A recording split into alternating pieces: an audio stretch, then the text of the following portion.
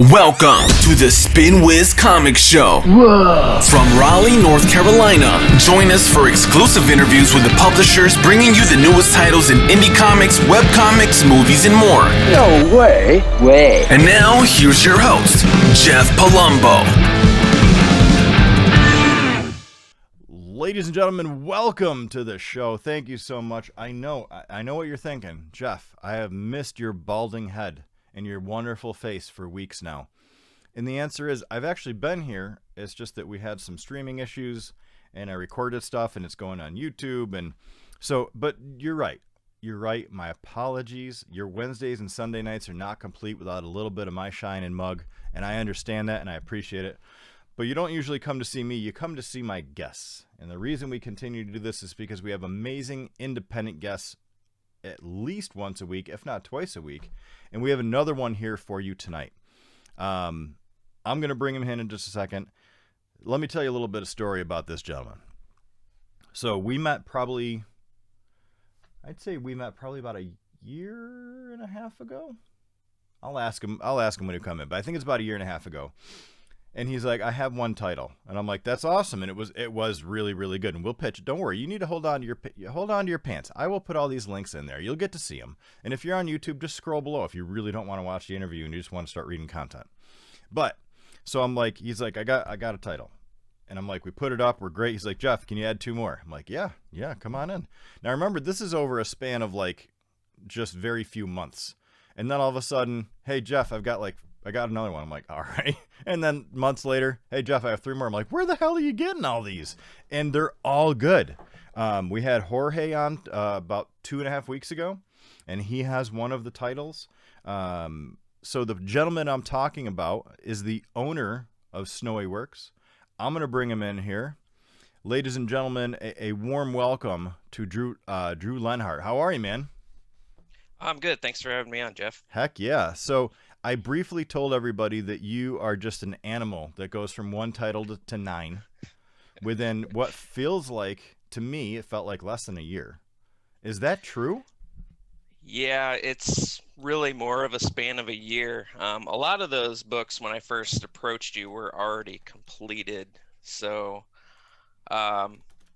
yeah, but I kind of managed to bring out a title almost every month this year, with the exception of a few months. But yeah, that's about correct. And that is ridiculous. So, like, how did you do that? Most people that are in the independent comic world don't have that kind of, like, bandwidth to do such a thing. Like, did they just start falling in your lap? Are you writing all of them? Are you, like, what's the deal? How are we getting all these done? It's kind of split. A lot of them are my ideas and a lot of my writings. A bulk of the books are anthologies, like Future Sci-Fi Tales, and there's the horror magazine. So that's the bulk of it, and the one-shot comics, and taking in submissions from other people. But I would say the bulk of it is my work. I mean, and it's awesome too. The stuff is great. I love how different each title is and how different the art is. It's just fantastic. So I'm going to read off all 9 titles if I can real quick. Sure, go ahead. So for those of you that are in chat, I already dropped the link in right now on spinwizcomics.com. You can check most of these out, or at least a preview of all of them. And all we ask, as always, is if you like it, spend the $1 or $2 and buy it. If you can't because 2020 sucks, then at least tell people about Drew's stuff. That's really all we ask. Drew, obviously we want to make money for Drew, but at the same time, I'm sure he just loves the fact that people are like, I read your book, it's awesome. So we have Bitter Awakening, which is a one-shot, yes? Yes, yep. We have Kalzer's Clock. Kalzer's Clock. Kalzer's Clock, yep. Yep, and that is that a one-shot, or are you going to have more of those? That is a one-shot, yeah. Okay. De-Aged, Expedition Zombie, yep. Future Sci-Fi Tales, which is the anthology, yep. Monsters Cleanup Guy, which is awesome, Oh My the Horror, which I love the cover for, the snake coming out of the smoke, which is out of a coffee cup or tea, I suppose it could be, but to me it looks like coffee. Yep. or something a lot stronger than coffee for the morning, but I don't judge. Stones, which the art is fantastic. Yeah. Yeah. Like really artistically done. So if you want a comic, we'll get into this in a minute, but if you really want a comic between, and the next two are really the two that I think come up. Stones, you have to read it. It's excellent. The colors, the way it's drawn, everything about it is great. And then obviously Jorge we had on 2.5 weeks ago, and he has Wall Breakers, which again is even crazier compared to art. I mean, that's yours. You wrote Wall Breakers, yes? No, did Jorge? That's all Jorge right there. Okay. Yeah, he did a fantastic job with that book. The Mm-hmm. story, the art, that art is just phenomenal how he did that. So Mm-hmm. I was very happy to publish that. I was telling him how much I love the fact that he blends the lights and blacks and tones so well, it makes it look like it's moving.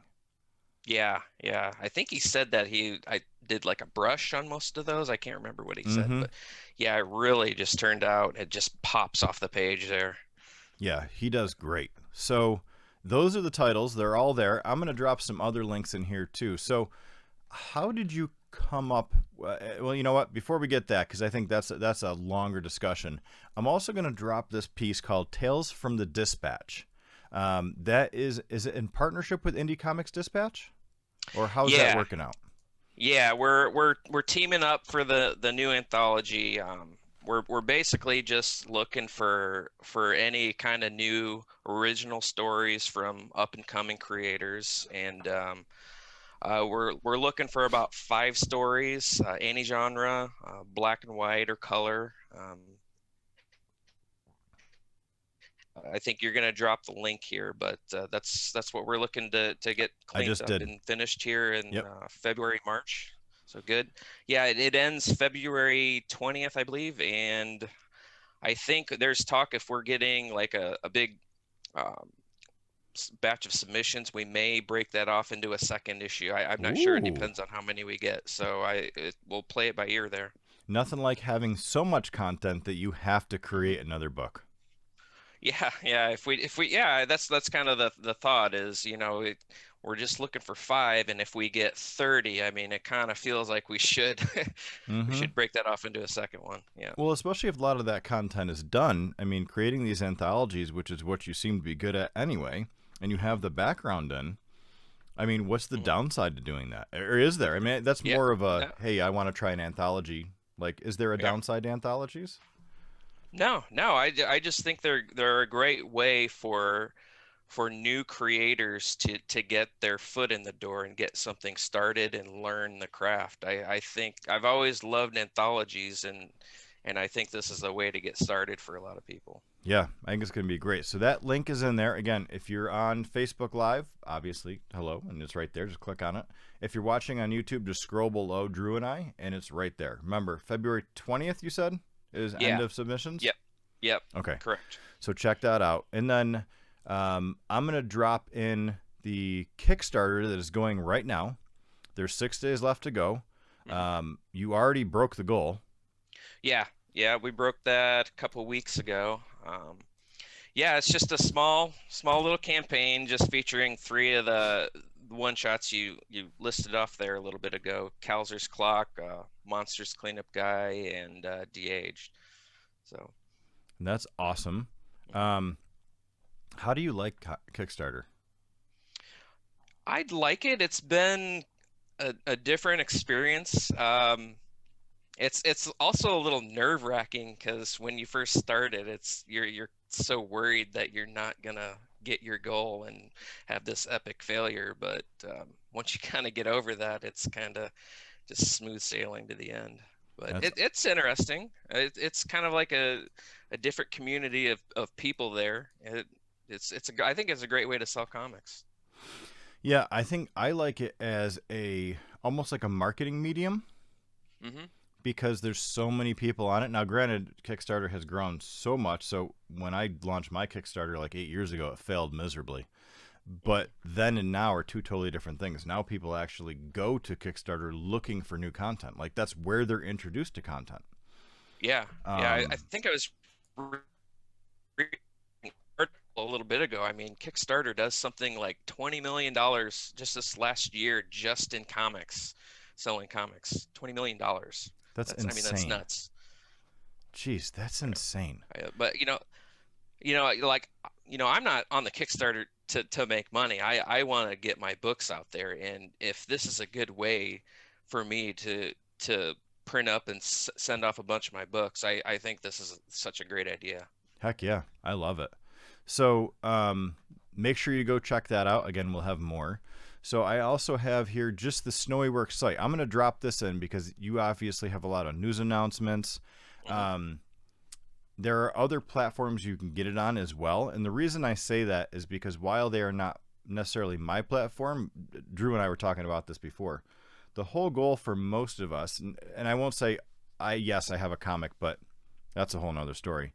But it's really to get noticed and to help kind of generate this swell of readership from the indie world. So I tell everybody, and Drew can tell you this too, I tell everybody they should be on every single platform they could possibly be on, until you're hitting it so big in one spot that it doesn't benefit you to be in others, because that takes away from your revenue stream.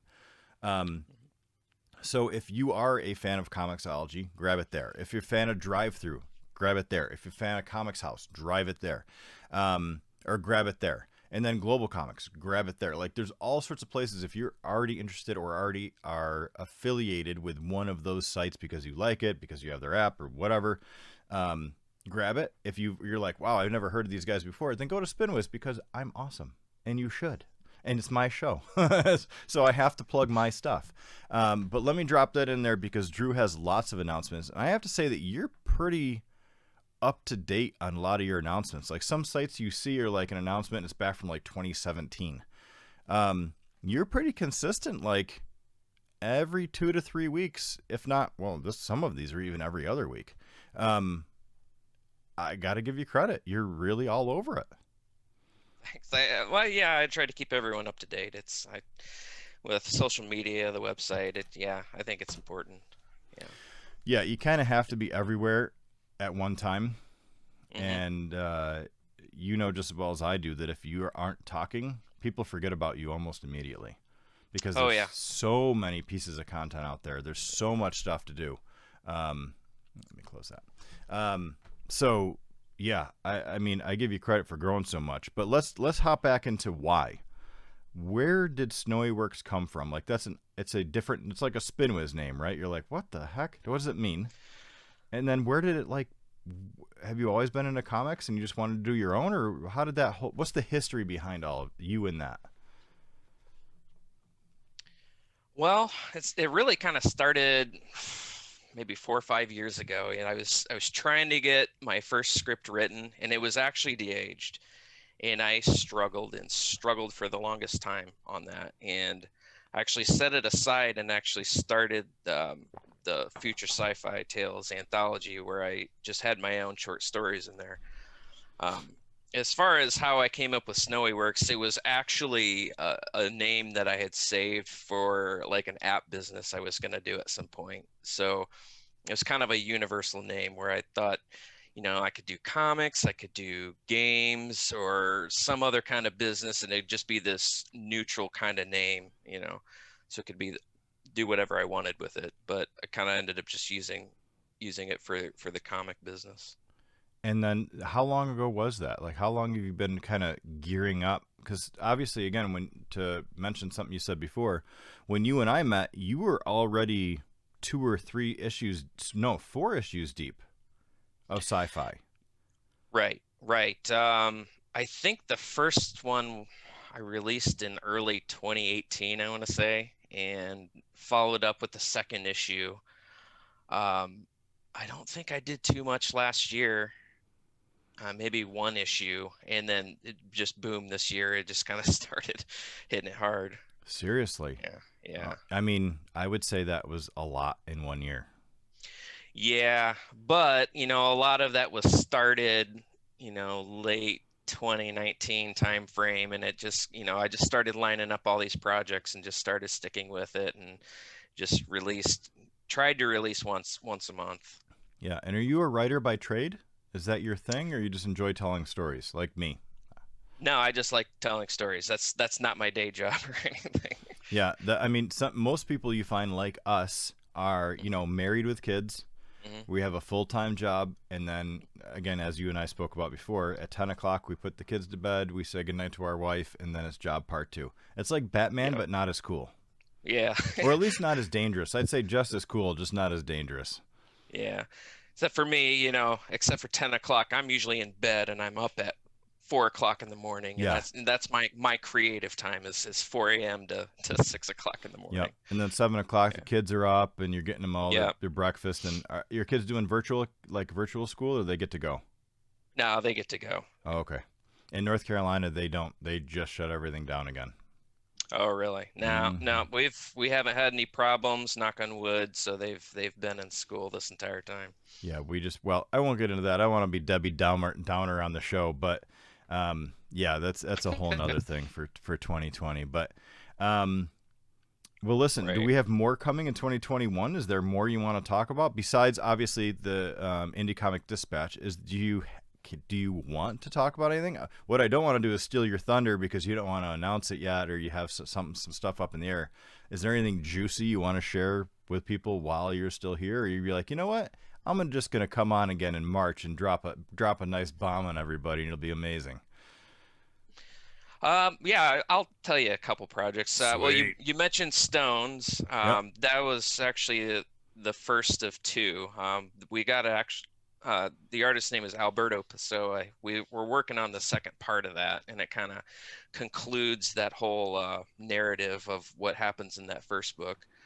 And second is launching a sci-fi adventure series in January called Caspian Porter. So it's kind of like a 1950s esque sci-fi space opera type story, and Ooh. should be a lot of fun. So Heck yeah. The 50s seemed to be a very cool, like when sci-fi really seemed to take off with UFOs and hmm. aliens, and I don't know if that was because of all the buzz about NASA wanting to go to the moon and the space race. And again, I didn't live in the 50s and I haven't researched it, but is that kind of what happened? Like, was there just a swell of science fiction and that's kind of what you're writing on? Or is it just like, nope, we're just setting it in the 50s, has nothing to do with that, just happened to coincide? No, it's not really set in the 50s. It's set in the future with that 50s Oh, feel, the drawn. Yeah, Pleasantville. yeah, drawn a little more modern, but it's got that 50s feel to it. But it's one of these books where it's always going to be set in a period of time where it's a fast moving book, and that's kind of how I've got each issue in the series kind of leaning towards that way, Mm-hmm. just to keep the reader engaged the entire read from Okay. start to finish. Awesome. And I have one last question, just because it's something that I tend to really like. I like black and white comics. Hmm. I like seeing people's inks. I like how they use tonal qualities, much like Jorge does at certain points. But different styles of that, whether they're using brush, because there's still stylistic pieces you can do even with black and white and inks. Right. How do you determine between whether or not you want something in color, like de-aged, or something that's not?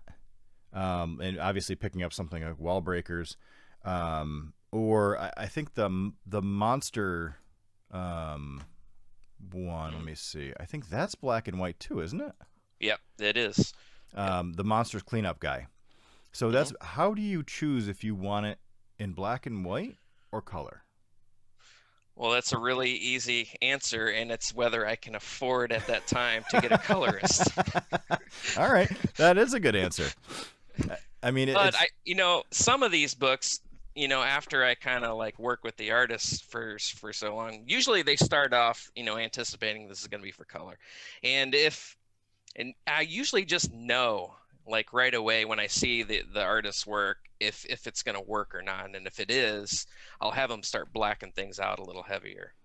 okay. And that was the case for the Monsters Cleanup Guy. I knew that was going to be a good black and white book. Yeah, I see some. Again, being a fan of black and white, I tend to think in black and white, but the action and like things that I want to highlight are always in color, which of course kills me, not necessarily because it's a page view, but because when we go to print, we have to pay for color printers instead of black and white printers, and it makes the price, 35 like almost, cents or 35% more. Yeah, exactly, which is a pain in the ass. So I try not to do that. I try to make sure that if I'm writing, I know ahead of time that I need color.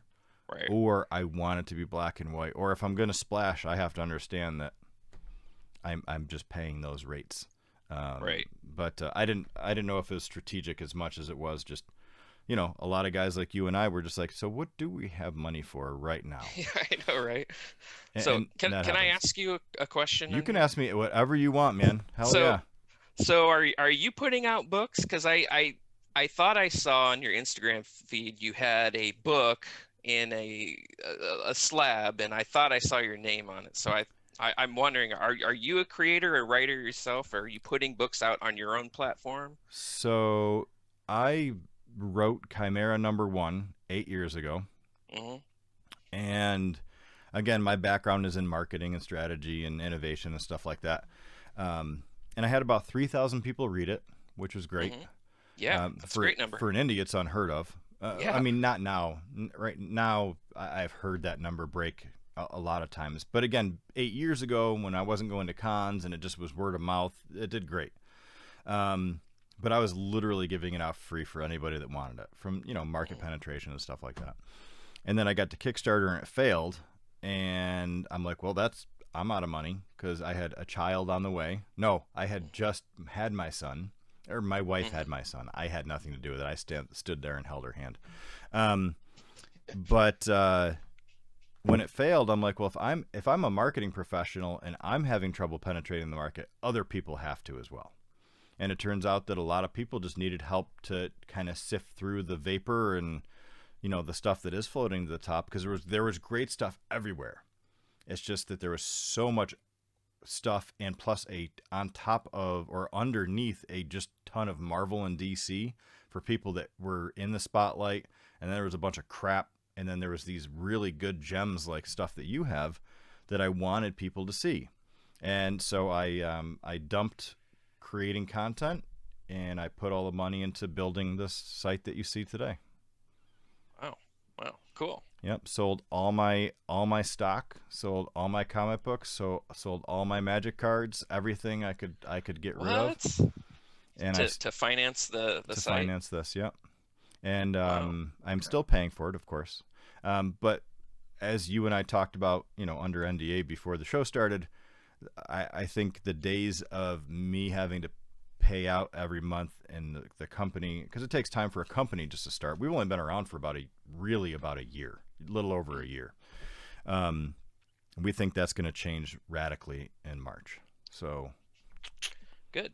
Heck yeah. Good. And then Chimera #2, I am in talks with somebody who is going to help me kind of jump in and just restart the story. Whether we go and do Chimera #1, we don't know, but we specifically definitely have, the potential to do Chimera #2, and knock it down into a four or probably a 5-issue series, and then run it into a trade paperback. So the potential of me being a creator again after almost a decade is much higher, but it's not a money thing for me. It's I see Drew cranking out content. I want to crank out content. I see, these guys from Source Point cranking out content, and I'm like, this is great. Like, these stories are awesome. I want to tell my story. And it's just like, sometimes you get that feeling where you just want to, no, don't get me wrong. I've put most of my effort into making sure that the site is good. But with everything coming up, we think that is going to be a big deal for the industry overall. And that will allow me, not necessarily free me up, but allow me to come in and start creating content again. And awesome. I'm super pumped about it. So I guess the short answer is yes, I have created a comic, but I'm happy to send you the PDF if you want to read it. So can we find that on SpinWiz? Amazingly enough, no. What? Yeah, my one rule when I started the site was the only way you can have a one shot is if you have multiple one shots, and or you're working towards an issue number 2. You know what I mean? Like I want to help people that are just starting, but I knew I didn't have an issue number 2 coming yet. Mm-hmm. So I said, you know what? I'm not even going to bother putting up on my own site because then I'm breaking my own rule, and I'm like, that's not cool. Gotcha. But once I locked down what issue number 2 could look like, or if we're going to reboot it from scratch and just redo the story with a new artist, or whatever it's going to be, then it will be up on SpinWiz, and it'll be our first exclusive piece of content. Cool. Yeah. So are you looking to do more exclusive content, or is there any other exclusive content that are on there? Nope. We have had people come to us asking us to be exclusive with us, and what they want in trade we just can't give quite yet. Right. And it's not that they're being rude or greedy or anything. It's nothing like that. I would love to be exclusive, but what I've told them is I said, we aren't ready to be able to catapult you into fame quite yet, or at least maximize the amount of users. So we're like, hey, if you want to do an exclusive launch of your digital comic and have your print everywhere else, or give us like a month and then put it everywhere else, I'm like, I'm happy to do that. We'll hook you up with the homepage for a little while, like a banner. Like there's all sorts of stuff that I would do to help out somebody if they want to be exclusive with us for, like a month of just digital. Happy to help out where I can, because that's something I can trade out. But to have exclusivity of a product, the price was a little bit too high for some people. I offered some things and they were like, well, it just didn't match up quite yet, is basically what it came down to. Right. Now, with what we have going on that we're building out now for March and April, that might change. We might have the option to say, hey, do you want to be exclusive with this for a period of time? We can give you a higher percentage, or we can pay out, or something like that. Every creator is kind of different, and it's whatever they feel good about that we feel good about. But if we're doing exclusive, the things that I ask for, sometimes they're like, well, why would I do that? So marketing, like you have to promote it, that it's on our site. Like if you're like, you have to help promote. Right. And some people are like, well, no, that's your job. I'm like, it's partially my job. Yeah. But push people so we can help you make the sales. Help me help you. That's exactly right.